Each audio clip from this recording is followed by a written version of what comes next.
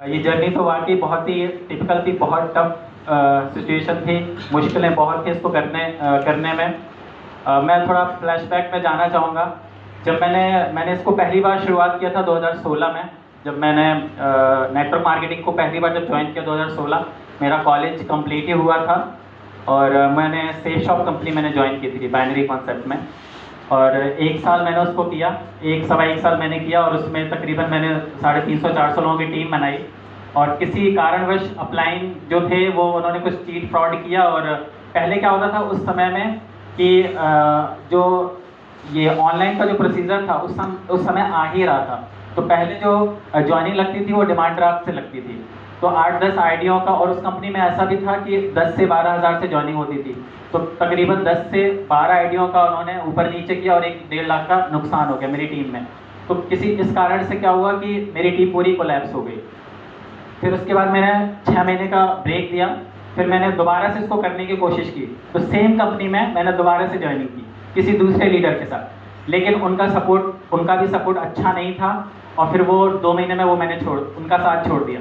फिर 1 साल का ब्रेक देने के बाद फिर मैंने तीसरी बार ज्वाइनिंग की, सेम शॉप सेम कंपनी, वही कंपनी मैंने तीसरी बार ज्वाइनिंग लगाई।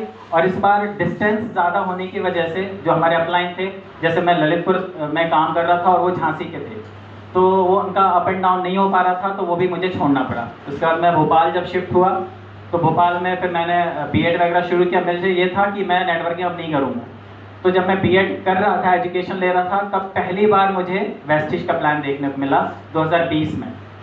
तो उस समय जब मैंने ज्वाइनिंग लगाई तो वो भी ललितपुर के ही एक डिस्ट्रीब्यूटर थे, उनसे मैंने ज्वाइनिंग लगाई और मैं यहाँ पे काम कर रहा था। तो लॉन्ग डिस्टेंस की वजह से वहाँ पे भी मैं सक्सेस नहीं हो पाया। और मुझे लगा कि 2 से 3 महीने में ही मुझे समझ में आ गया था कि ये हो नहीं पाएगा, क्योंकि वेस्टिज मेरे लिए पूरा नया था। इसमें पिछली कंपनी में ऐसा था कि हम प्रोडक्ट पे बात नहीं करते थे, सिर्फ 10% ही प्रोडक्ट पे बात की जाती है और 90% वहाँ पे सिर्फ मोटिवेशन चलता है कि नेटवर्क मार्केटिंग ऐसा होता है, हम कार आ जाएगी, गाड़ियाँ आ जाएंगी, बंगले आ जाएंगे, घर आ जाएंगे, ये सब चीज़ें चलती हैं। लेकिन वेस्टिज में इसका उल्टा है, 90% हम प्रोडक्ट पे बात करते हैं, 10% हम बिजनेस पे बात करते हैं। क्योंकि बेस क्या है यहाँ पे? प्रोडक्ट। अगर प्रोडक्ट की आपको नॉलेज नहीं है तो आप वही चीज़ बताने वाले हैं सामने वाले को, और वो चीज़ आप सही से एक्सप्लेन नहीं कर पाए, आपको नॉलेज नहीं है, तो जाहिर सी बात है आप रिपीट होकर वापस आओगे। तो मुझे स्टार्टिंग में मुझे एक नॉलेज, वो सारी चीज़ें चाहिए थी जो लॉन्ग डिस्टेंस की वजह से वहाँ पे भी नहीं हो पाया। उसके बाद मैंने 2-3 बार और ज्वाइनिंग की वेस्टिज को। मेरे को शुरू से ये क्लियर था कि मुझे नेटवर्क मार्केटिंग ही करनी है। मैंने कभी भी ज़िंदगी में जॉब नहीं की। जब मैंने फर्स्ट टाइम मैंने शुरू किया था तो उस समय 6 महीने मैंने स्कूल में टीचिंग वगैरह की थी। उसके बाद मैं पिछले 8 साल से मैंने कभी कहीं पर भी जॉब नहीं की। मुझे श्योर था कि मुझे नेटवर्क मार्केटिंग में ही करियर बनाना है। फिर लास्ट में ये मैडम के साथ, जब ब्रज सर को आप सब लोग जानते होंगे, उनके थ्रू जब मुझे बिजनेस मिला, तो वेस्टिज में ये मेरी 5वीं ज्वाइनिंग थी। वेस्टिज में ये मेरी 5वीं ज्वाइनिंग है। और हर बार मैं डिफीट हुआ नेटवर्क मार्केटिंग में अपने अपलाइन की वजह से, जो कि मुझे मिल नहीं रहे थे। और मेरी किस्मत देखिए कि 5वीं बार जो मिला वो छोटा मोटा अपलाइन नहीं मिला, डायरेक्ट यूसीडी। मैं चाहूँगा सोनम मैम के लिए जोरदार ताली होनी चाहिए म्यूजिक के साथ, जोरदार तालियां बजती होनी चाहिए म्यूजिक के साथ।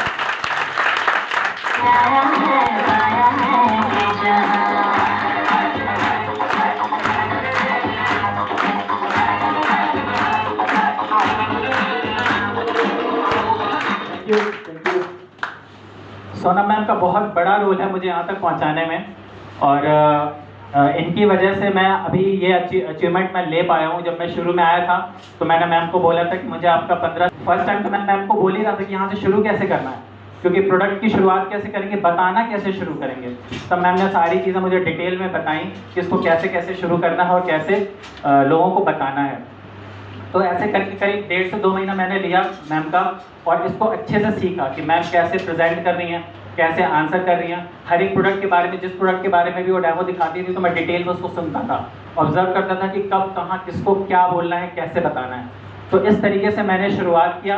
हालांकि थोड़ा सा लेट हो गया, अभी सिल्वर करने में 8 महीने लग गया मुझे। मैं और जल्दी इसको कर सकता था, बट शुरू के 4 महीने में कहीं और इंगेज था, तो अभी ये चीज़ हो पाया है।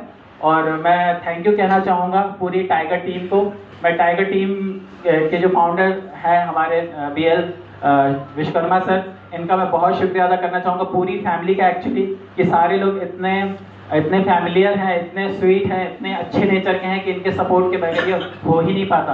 तो मैं चाहूँगा टीम टाइगर और इनके फाउंडर के लिए जोरदार तालियां होनी चाहिए।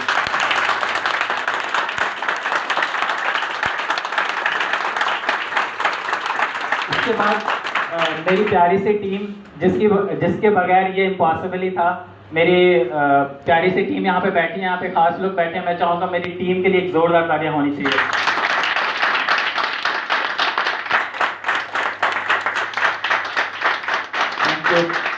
अब इस काबिल मैं थोड़ा बहुत हो गया हूँ कि अब जिसके सामने भी बैठा दो मैं प्रेजेंटेशन आसानी से कर लेता हूँ।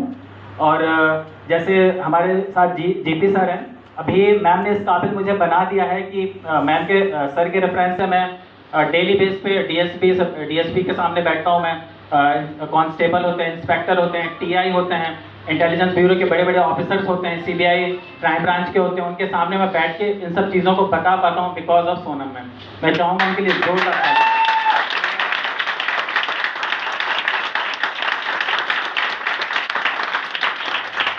इसमें हमारे जीपी सर का बहुत बड़ा रोल है। इसके बाद हमें किरण मैम मिली हैं, इनके थ्रू भी नेटवर्क बहुत तेज़ी से ग्रो हो रहा है। और मैं ऊपर वाले का बहुत धन्यवाद करता हूँ कि मुझे इतनी अच्छी अपलाइन 7-8 साल के पेशेंस के बाद इतनी अच्छी अपलाइन और इतनी अच्छी डाउनलाइन मुझे मिली है। इसके लिए मैं भगवान से थैंकफुल हूँ, मैं सबका, पूरी टीम का। Thank you.